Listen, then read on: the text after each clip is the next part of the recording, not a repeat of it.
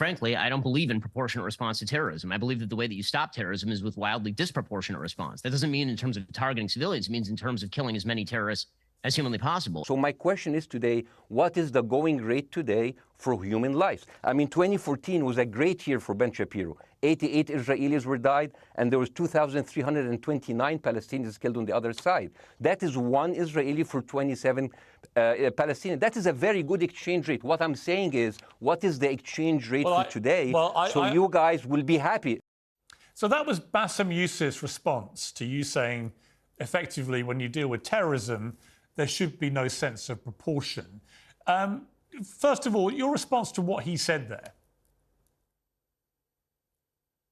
Listen, Bassem is a very smart guy, and I don't think that sarcasm or bad analogies or moral equivalence are really substitutes for realism or moral clarity about situations like fighting terrorism. No one wants civilians to die, except for Hamas. Hamas actually does want civilians to die, but nobody rejoices when civilians die. No one is looking for an exchange rate of death for death. The point that I was making is that when you are talking about, for example, legal proportionality in terms of just war, what you're talking is about proportionality to achieve your target.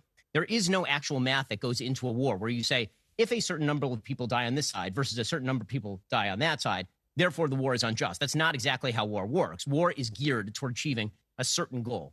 Achieving that goal, if it is a moral goal, is moral. And then the question is, what is the minimum amount of force that you need to use in order to achieve that goal? That's what we were talking about when we talk about proportionality. When you're fighting a war like Israel is currently fighting in the Gaza Strip, in which Hamas has embedded itself in virtually every area of life, in civilian neighborhoods, in schools, in hospitals, but beneath cemeteries. When you see Hamas do this sort of stuff, the question is, what level of force must Israel use in order to extirpate that terrorist presence and that terrorist threat? And frankly, Israel would love to do that with a minimum of both Palestinian death and Israeli death, considering that more than 200 Israeli soldiers have been killed in the Gaza Strip. I mean, I'm 1 degree removed from 3 of the soldiers who have been killed in the Gaza Strip. For Israel, that's a heavy burden. Beyond that, Israel has no interest in mass killing of Palestinians. They were perfectly happy to leave the Gaza Strip completely alone, despite heavy rocket fire, for full-on 20 years, from 2005 all the way up till 2023. It's 18 years. And Israel did not participate in, for example, the kind of action that you are seeing, which is a direct result of October 7th. The goal for Israel is to extirpate Hamas. All of this could be over literally tomorrow. And by the way, every day since October 7th, if the leaders of Hamas walked out, held their hands up, took deportation.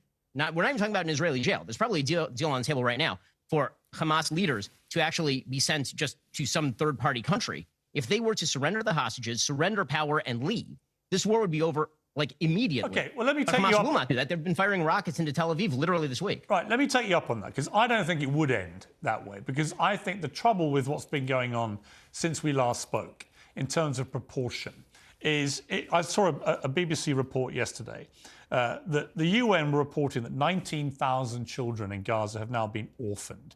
Another 10,000 children are reported by the Hamas-run Palestinian Health Authority have been killed. 50 to 60% of Gazan buildings have been severely damaged or completely destroyed.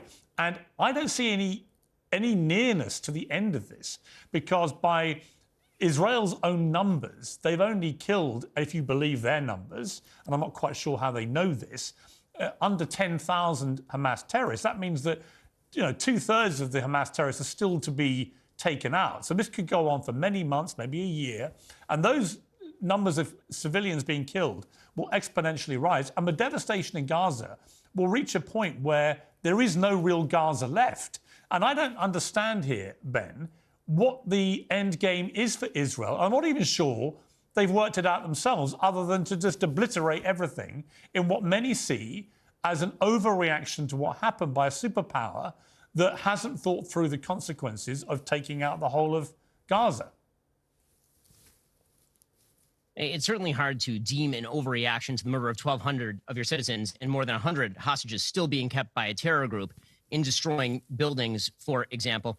Right now, what Israel is attempting to do and what the long-term plan is going to be, and I said this in the interview, as you'll recall, days after October 7th, is that there would, in fact, be a long-term military occupation of Gaza. The question is going to be when Israel shifts its strategy from a high-intensity campaign to a lower-intensity occupation, which is predictably going to be the result of all of this. Because, again, the governing power in Gaza is still Hamas. When Hamas is no longer the governing power, the question is going to be what replaces it. Unfortunately, there's been no power other than Israel that has been willing to actually take up that question, simply because the Palestinian Authority is incapable of even running the West Bank. The Palestinian Authority is deeply unpopular even in the West Bank. The Palestinian Authority is itself rife with corruption and Jew hatred. There's literally law on the books in the Palestinian Authority, pay for slay, that actually pays people for the killing of Jews. So that is not a power that can be in charge of the Gaza Strip that will leave Israel with any sort of sense of security.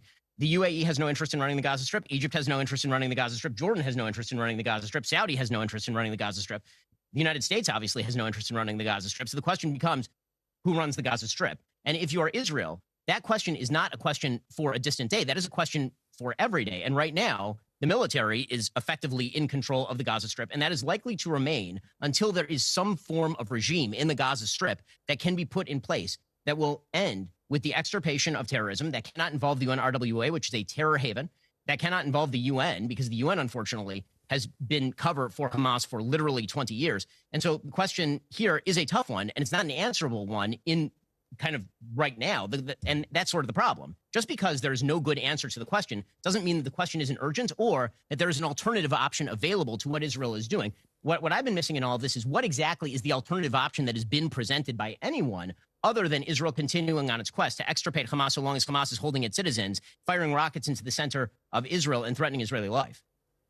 Okay, but my response to that would be that I think it's morally incumbent on Israel, who I've already said many times and believe to this day have not just a moral right to defend themselves, but a duty to their citizens to do so. So let's just park that to one side. My position on that has not changed.